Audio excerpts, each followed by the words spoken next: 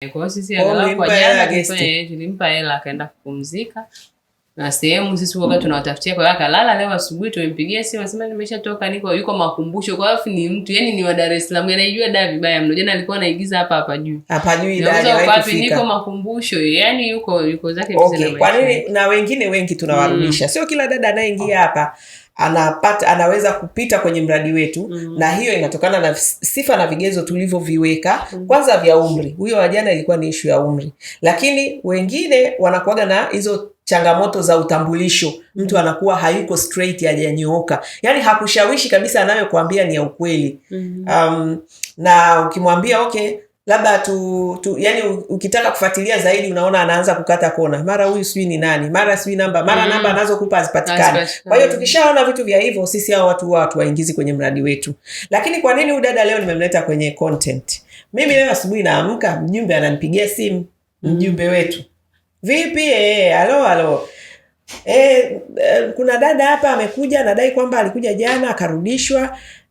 Sijui mlimwambia aje kuna kazi lakini amefika hapo amerudishwa. Amerudishwa anasema sababu za kurudishwa nini? Sijui barua yake sijui imefanyaje, lakini yani ni kama nyinyi mmemwambia aje afu amtaki kumpokea. Yani jinsi anavyotengeneza picha kwamba sisi tunawaambia wadada waje kwenye kituo chetu kwa ajili ya kazi, alafu akifika hapa tunawarudisha. Nikamwambia mjumbe hapana.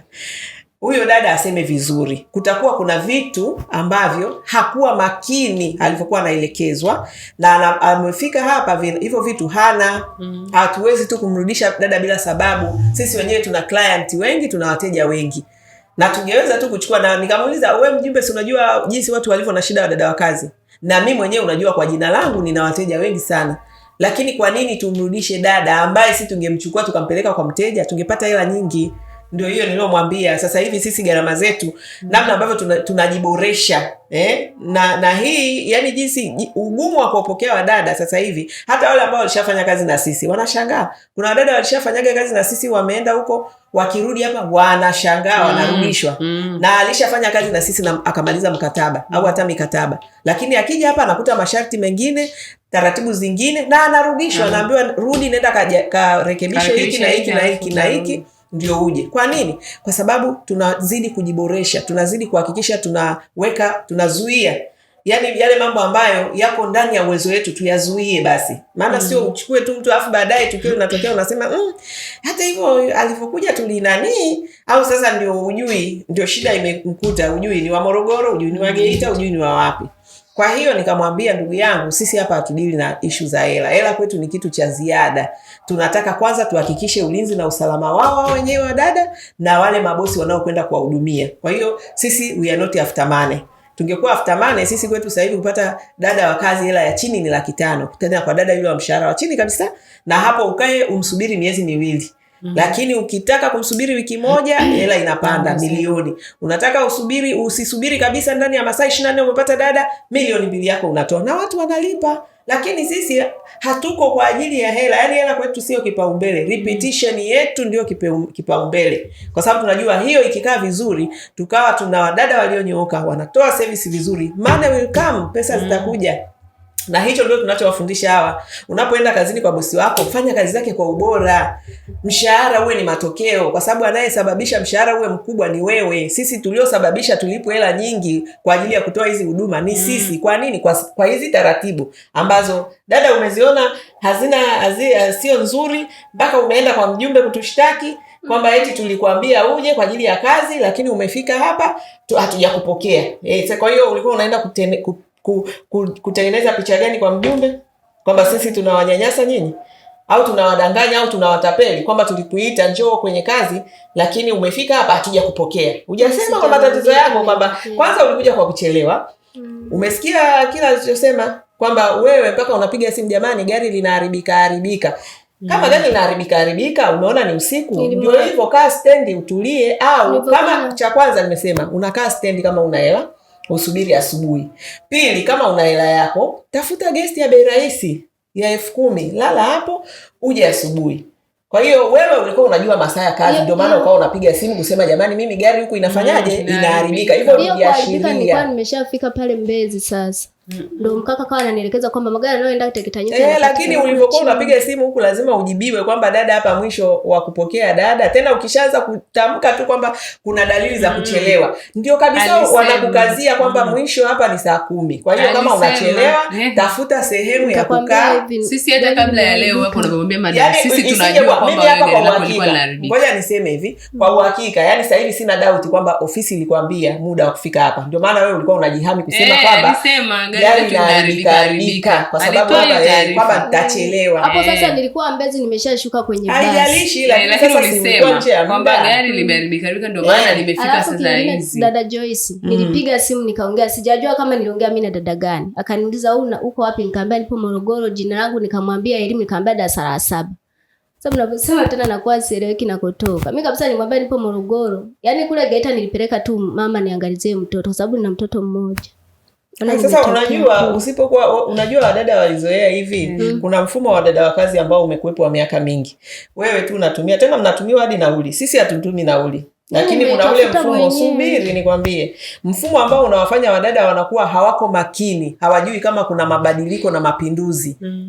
Yaani nasema hivi kwa ajili ya kukuelimisha wewe na kuelimisha wadada wengine wengi wanaotufuatilia na ambao wana mipango ya kuja hapa. Sisi tunafanya mapinduzi ya zile taratibu za upatikanaji wa hawa wafanyakazi, kuanzia kwenye jinsi ya kuwapata na kusimamia nidhamu na maadili. Sijui naelewa. Yaani hayo ndio mapinduzi makubwa tunayoyafanya. Namna ya upatikanaji. Upatikanaji zamani ilikuwa mtu hata hataki kujua uko wapi. Yaani wewe ni kwamba tu dada kapatikana, tuma nauli, shwa nauli imekufikia, panda zako basi, uko unasubiriwa Magufuli. Si ndio? Kwa hiyo ilikuwa inamfanya mtu hapay attention, nikisema yani kutokuwa makini vile vitu ninavyoambiwa niende navyo. Kwa hiyo mpaka sasa utakapokuja kukutana na changamoto kama hii ndio unaona kumbe hii ofisi haiingiliki kirahisi. Yaani inabidi sio kile kienyeji, labda nisiseme ni kirahisi kama unafuata procedure. Ukifuata tu utaratibu wetu unaingia kirahisi. Hapa wadada wanaingia kirahisi sana. Lakini leo wameona wenzake hapo. Unaona wenzake ambao wamekuja baada yako hadi wameshaingia tayari na wamemkuta. Yaani wamekuja wameshaingia. So umeona waloingia? Wamefuata taratibu. Kila kwa hiyo dada Violet ukifuata taratibu vizuri, yani tukaongea lugha moja, hapa unaingia kimteremko kabisa na hakuna shida yoyote na unapata mentorship kubwa, yani unapata malezi mazuri, mafundisho mazuri yanayokuongoza mpaka unatimiza ndoto zako. Lakini ukiwa yani tukiona sasa unaleta kona, yani hujafuata utaratibu, alafu wewe unataka kujifanya mjanja. Maana sasa sijui kwa mjumbe ulichoenda mkifuata ni kutaka kutupaka batope tuonekane kama sisi ni watu wabaya. Hapana, sisi tunasaidia maelfu ya wasichana. Yaani unajua kwa nini nimeenda kwa mjumbe? Mimi huku kweli sina ndugu. Umeona? Nikasema ngoja maana kile unapoenda anaogopa kukupokea. Kile unapoenda anaogopa. Ndio nikauzia kwa mjumbe. Wewe umesema tukirudi kwenye background yako. Sema sema una mume wewe. Mimi mume wangu ninaye Morogoro, ndio maana unaye Morogoro, kwani si simu hiyo hapo unayo? Kwa hiyo ukifika mahali, yani mimi niwe naenda mahali nakutana kuna changamoto, sinampigia mume wangu kwamba bwana nimekuja huku kuna hii changamoto 1 2 3. Mume wako hawezi kukutumia 20,000 10,000 kwamba sasa mke wangu tafuta sehemu ulale. Na kwanza yani wewe tayari ulishakuwa na mtazamo ambao ni hasi. Yani tayari ulishajenga vita na sisi. Umeona? Kwanza hapa ulipoambiwa unataka kuondoka. 5,000 wapi? Si jioni ile uliambiwa, upokelewe muda umeisha. Ukawa unataka kutujazia watu kwamba hamna nini sasa. Si unamsikia kila anasema kwa sauti kabisa pale anaongea. Sasa hiyo fikiria unatufanyia hivyo sisi hapa kwanza unapotaka tukupe kazi. Huko kwa sababu utaenda kufanya nini? Niliwaambia hivi, naombeni tu nilale basi hapa nje maana sina ndugu huko. Maana nilienda pale geti la kwanza wakagoma kunipokea, nikarudi. Lakini sio ustaarabu. Wewe umetoka kwenye familia, unasema Geita kuna mama mkwe wako umepeleka mtoto. Si ndio? Morogoro ambako umekuja na barua ya Morogoro unasema ndio kuna mumeo. Hivi kweli kabisa unashindwa hao ndugu zako wa karibu kuambia jamani kuna changamoto kidogo imenikuta, naomba mnisaidie kwamba nitumie chochote. Kama ulikuwa umeishiwa hela kabisa, hicho kitu kisingeshindikana. Sio kwenda kugonga mageti ya watu na kutaka kujaribu kuonyesha kwamba wale pale hawajanifungulia. Yaani ndio ulichokuwa unafanya. Hapana, sisi hatufungulii watu tena ambao hatuwajui. Yaani ili tukujue ndio ukija hapa tukupokee, tuone una barua ambayo ni fomo, barua ya kiofisi imetoka kwenye serikali za mitaa zinazoeleweka. Kuna namba ya mjumbe na majina yake, tutampigia simu. Tukitoka hapo tuende kwa wadhamini wako ambao umewaweka pale, ambao ni ndugu zako wa karibu, kwamba wakisikia una shida watakukimbilia, aidha mama, baba, mume kama ulivyosema, wale watu wako wa damu kabisa. Tukishaongea nao sisi, hapo ndo tunaanza kukuona wewe ni mtu ambaye unaaminika. Lakini umekuja hapa vitu havieleweki, unakuja usiku unataka kulazimisha kuingia. Kama umekuja na bomu la kutulipua hatuwezi kufanya hivyo. Kwa hiyo lazima ufuate taratibu. Unapokuwa kwenye hizi jamii, jitahidi kufuata taratibu. Hata kwenye familia za watu ndio tunavyowaelekeza. Mnavyoenda kule, msiende kuwa, maana wewe sasa umekuja, yani umekuwa kama chaos ni nini? Yani uonyeshi utulivu. Mpaka sasa unaanza kututisha. Hapa tu kazi ndio hatujakupa. Umeshaanza, yani tayari umeshatupeleka na kwa mjumbe. Waliniambia nije kwenye kazi, nimekuja hawajanipokea. Sasa hujapokelewa kwa sababu hujafuata utaratibu.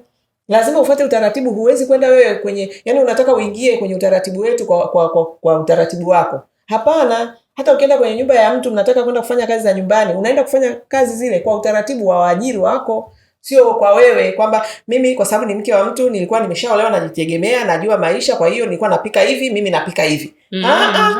Hapana. Ni kazi hizi. Si aliomba, sababu uliomba maji leo asubuhi. Unatakiwa unyenyekevu ni muhimu sana kwenye maisha. Ila nimeshafanya hizi kazi za majumbani. Achana na hizi kazi za majumbani. Nasema nazungumzia tabia yako. Mimi tabia ambayo umekuja nayo ya kimabavu sio. Hizo ndo tabia ambazo tunawaelekeza wadada. Na nimbishi baada mnapokuambia asubuhi akaomba maji ya kunywa. Kaomba maji hapo. Akisema naombeni maji. Sasa wenzake ndo wako nadhani ndo walikuwa wanasuchu kumpelekea, akaja hapo. Si nimeomba maji, anaambiwa sawa kakae pale, kwa sababu sio utaratibu kuja upande huu hajapokelewa, ameshazunguka huko ambako wenzake wako. Nimesimama pale nikamwambia anaambiwa sio utaratibu, kakae pale unaletewa. Mbona niletea maji? Yani sijazi yuko rudi sana. Anaonekana sasa hivi huwezi kufanikiwa. Dada Violet hapa unatakiwa wewe hapa, yani mpaka wewe uko hapo ulipo ni kwa sababu ya huo ujeuri wako na kiburi chako. Ndio maana uko hapo ulipo. Na Mungu anataka kukupitisha hapo uweze kuwa mnyenyekevu, ujifunze ili uweze kupanda kwenye hatua zingine. Umeelewa? Yaani wewe tungekuwa tumekupeleka kwa bosi, saa hiyo bosi anakurudisha. Saa hiyo unarudishwa. Si unanielewa? Ukitaka kufanikiwa, tulia, uelekezwe utaratibu unavyokwenda, fuata taratibu za watu sio za kwako, utafanikiwa. Lakini ukitaka kuweka hiyo sijui ndio wanawake ambao washakuwa watu wazima, wewe si ulikuwa umeolewa una mtoto na mji wake, yani tunakuwa na ujuaji, kuna kaujuaji ambako kamekufanya wewe uko hapo ulipo maana yake nini? Ndio sasa hivi unatafuta angalau kazi ya ndani upate mtaji. Sasa lazima uwe mnyenyekevu ndugu yangu. Samahani dad Joyce. Umeelewa Uwe mnyenyekevu kabisa, ukae kwa utulivu, uwe na yani uwe na ile hali ya kuonyesha kwamba uko tayari kutumwa. Sawa? Kwa hiyo mpaka pale maana mimi nilivyosikia yuko kwa mjumbe nikasema huyu aje atusaidie kutoa elimu. Kuelimisha. Jamani, sio tu unakurupuka huko unakuja hapa unataka kuingia kwenye mradi wetu kwa utaratibu wako. Hapana, ukifuata utaratibu wetu utafanya kazi na sisi vizuri kabisa. Kama wadada wengine walivyofanya. Lakini ukija hapa kivyako, yani wewe unabeba tu barua yoyote, ina picha yoyote, uliopiga sio miaka mingapi iliyopita. Wale wametengeneza kabisa barua, yani hata haijatoka kwa mjumbe wala nini. Kajitengenezea. Anajitengenezea. Kwa hiyo maana tunazikagua kwa ukaribu sana. Tunakagua kweli. Yani barua inakaguliwa, huyo mjumbe wako atapigiwa, mama yako atapigiwa, baba atapigiwa. Yani hapo tuko makini. Tuko makini kabisa na sisi sio wale na kuna sehemu nyingi ambazo unaweza kupata kazi. Hizi kazi zinapatikana tena sana tu, si ndio? Kama yule wajana tukamwambia kuna madalali huko, nenda, kwa sababu hapa ambao wanachukua watoto wadogo. Labda anaona tu yani ajali cha umri. Sisi umri kwetu ni kitu cha muhimu sana, ili baadaye usio kaonewa yani mtu anakupelekesha kwa sababu anakuona mtoto.